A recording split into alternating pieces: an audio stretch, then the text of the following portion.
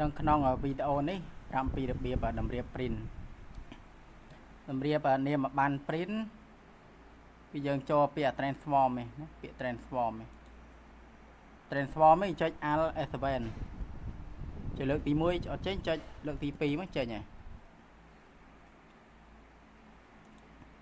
mà cái này tiếp ai cho rồi lại đi thế vậy bị chơi mà mình chua nè chơi mình chua đang mới những ai bao việc bàn này lại nhạc bột này nhạc bột năng máu rồi mở biệt transform này bạn chợt như này transform nick key chứ mình tha vì bằng hai mà đo ngay để bây đo cái việc bạn chém nó tiệt mở chém máy chơi nhà mở biệt transform này chợt máy chơi nhà transform rồi chúa này bà thân bị ọt miên trên ấy thế chúng cá về miên thì chua nè bọt miên nhưng mà hai là nè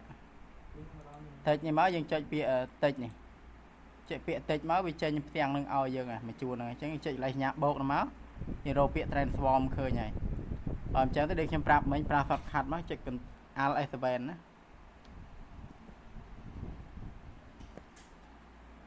chạy lượng tí môi mình chơi lượng tí pi đấy chơi nhảy nè chẳng tầm hôm business card đã xong thì mai 9.3 5.7 យើងកំណត់បានត្រឹមត្រូវ 9.3 5.7 នេះ 9 ចុចមក 4.3 5.7 តែមកយើង fit នេះមកអូសាររូបភាពនៅក្រៅនេះណាសាររូបភាពនេះអញ្ចឹងយើង fit មកវាបានប៉ុណ្ណឹងអញ្ចឹងយើងបាច់ចាំ fit ទេថាមានរូបភាពមាននៅជាមួយគ្នារូបលុបចោលសិនក៏បានដែរចាំទី10ដងទៀតយើងបង្កើតទំហំការងារបានត្រឹមត្រូវយ៉ាងមកហើយរៀប print 9.3 5.7 យើងដាក់ក្រិតផង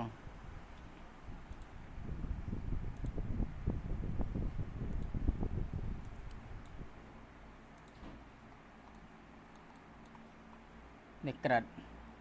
នេះទំហំនេះកាត់ដោយម៉ាស៊ីនណាកាត់ដោយម៉ាស៊ីន 9.3 5.7 ហើយក្រិត 8.5 គុណ 5 សង់ទីម៉ែត្រចឹងយើងគូសេពមួយមកយើងវាយលេខដាក់ 8.5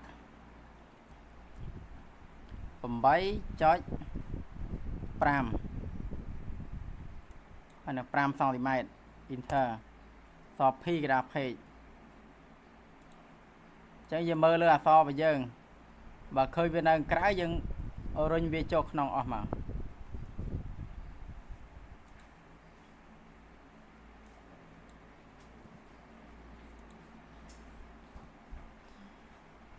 តែការងារមួយនេះក៏ដូចគ្នាដែរ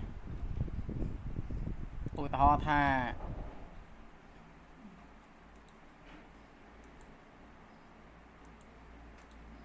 ម៉ូតូនេះចឹងម៉ូតូហ្នឹងវានៅក្រៅយើងទាញវាចូលមកក្នុងវានៅក្នុងក្រិតហ្នឹងមកតែអត់គេលុបក្រិតនឹងចោលវិញតែពេលឃើញថាអូវានៅក្នុងក្រិតហ្នឹងត្រឹមត្រូវហើយវាមាននៅក្រៅទេយើងលុបចោលវិញទៅគេចាប់ដើមតម្រៀប print ចុចលើការងារនេះយើងគ្រូបវាមួយមកចុចវាមួយមកនេះចុចចំកដាលនេះជាមកស្ដាំដាក់មួយមក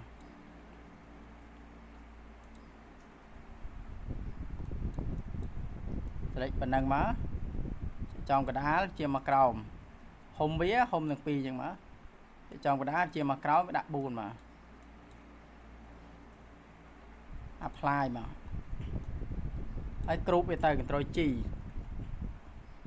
ហើយការងារយើងនេះយើងដាក់យក A4 ចុចលើ business card នេះអក្សរ P ក្រា page print ដែរនេះការតម្រៀប print ពេលខ្លះ business card អញ្ចឹងយើងធ្វើសងខាងនិយាយថាមួយខាងទៀតហ្នឹងវាមានជាលក្ខណៈ logo អញ្ចឹង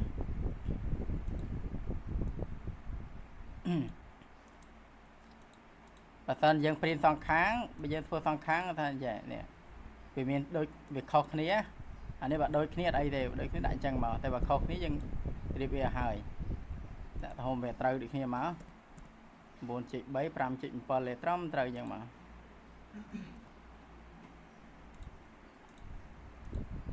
ចុចយកមកយើង add select មក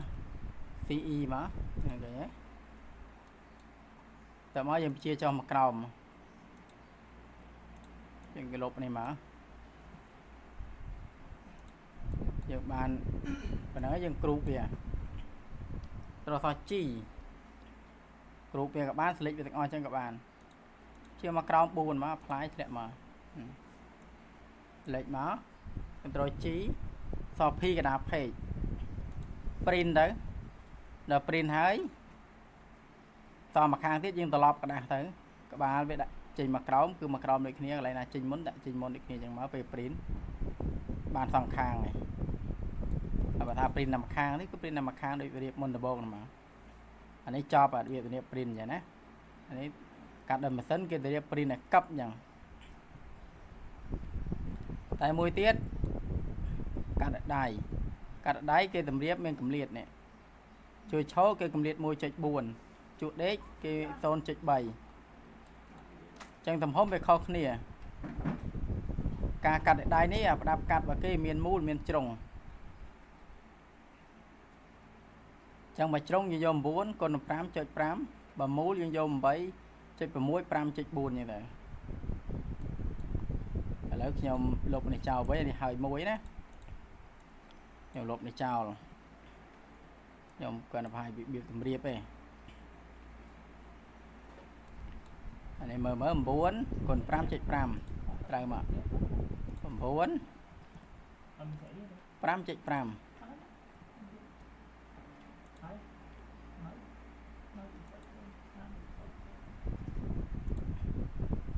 5.5 បាទអញ្ចឹងធ្វើម៉េចបានកម្រិតវានេះជួយឈោនេះជួយឈោចេះចេះវាមួយមកនេះជាម្នាក់ចំកណ្ដាលជាមកស្ដាំយើងបូកនឹង 1.4 អញ្ចឹង 9 បូកនឹង 1.4 ស្មើ 10.4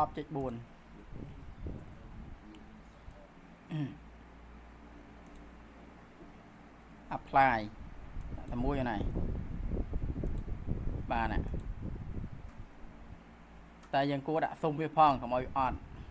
សុំពិបាកមើលសុំវិញចា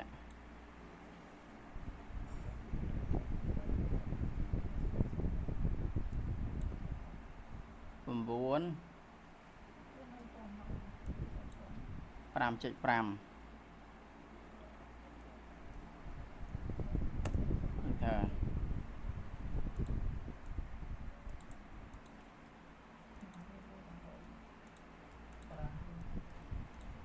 មានសុំអញ្ចឹងមក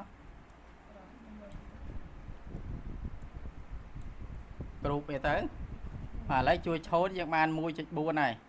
កម្រិតនេះអាក្រោម 0.3 ចឹង select វាប៉ុណ្ណឹងមក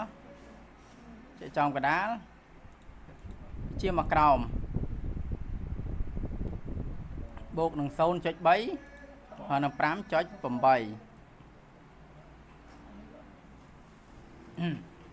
អាសាយើងចរណាមកក្រោមអញ្ចឹងវាចេញដកអញ្ចឹងឯងណាអត់អីទេយើងដាក់ត្រូវលេខអញ្ចឹងមកអាកម្រិតហើយយើងដាក់ចំនួន 4 មក apply នេះគ្រូប Ctrl G copy កណ្ដាល page ហើយទៅពេលយើងយកទៅ print យើងយក print ហើយយើងត្រូវកាត់វាជា2មក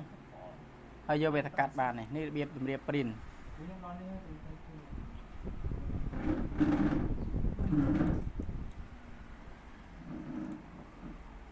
របៀបតម្រៀប print ណាវិធីការ